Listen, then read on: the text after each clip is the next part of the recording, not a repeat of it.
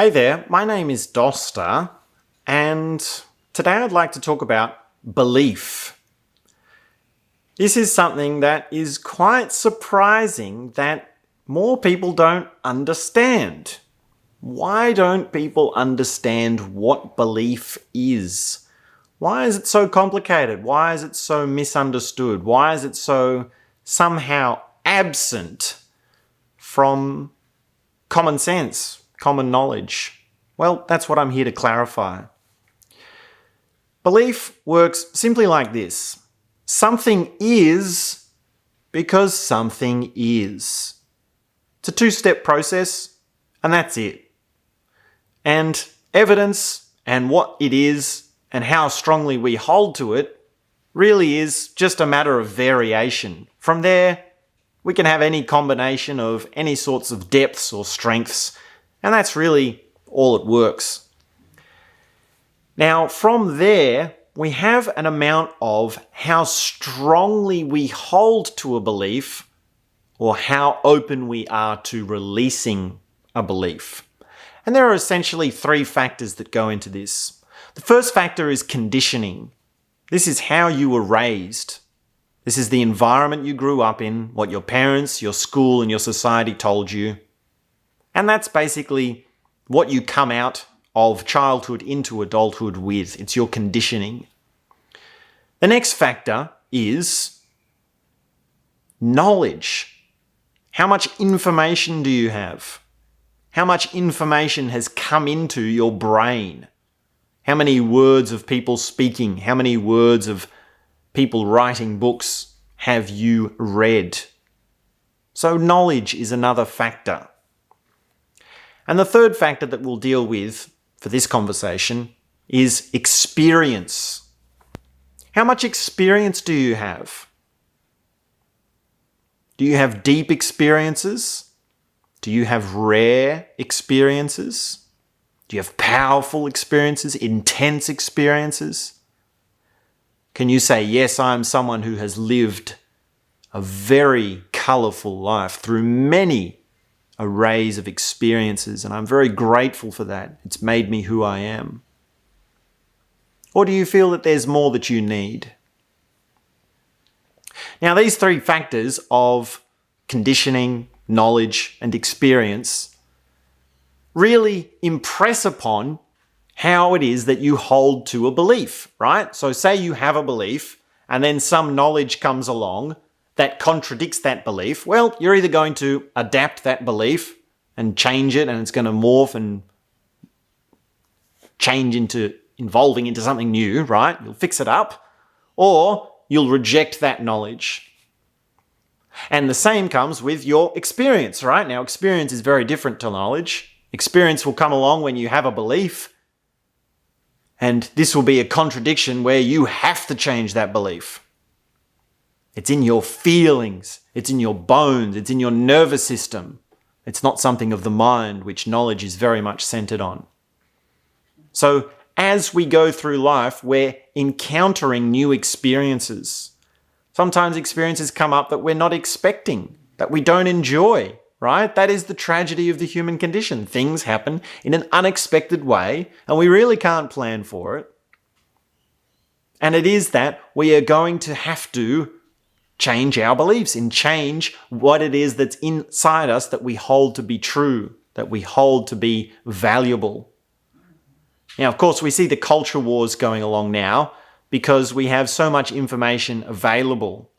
People have their beliefs and then they log onto the internet and they hear so much rambling about talking from all different cultures around the world that it's so easy to come across something that contradicts your beliefs. And that's how we get the culture wars, right? People want to fight about it. They want to argue about it. They want to go into the Socratic method and be rational or evidence-based or scientific about it. This is all just a matter of knowledge impressing itself upon your beliefs. Now, you might say, well, what is it that we are to do? Are we to have strong beliefs or not have strong beliefs? And that's a little paradox that is actually quite tricky.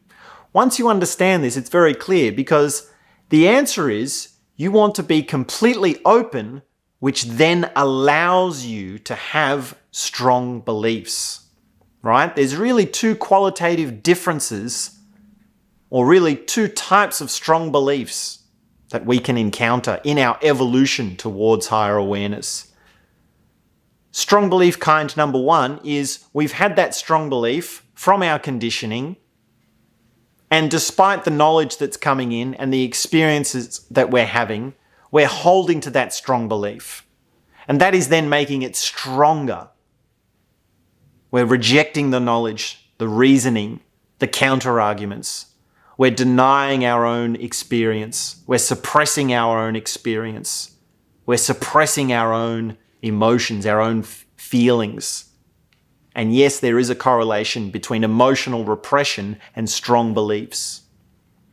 So that's example one of strong beliefs. Example two of strong beliefs is we realize, okay, we're evolving, we use our intelligence, we use our awareness, we meditate, we learn Qigong, we do yoga, we work out, we eat healthy, we read lots of books with an open mind and an open heart, and we learn about what it is to connect with human beings and be compassionate. And we're on this evolutionary, beautiful path that opens up so much joy and ecstasy and love and understanding. And that's great, which means that my beliefs are allowed to evolve and are allowed to take in new information and to integrate all that has happened to me, which then gives birth to a kind of belief that is totally different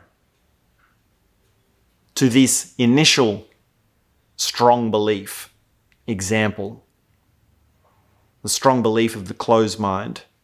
And this new belief, this new declaration, we could say, has the weight of all that you are behind it.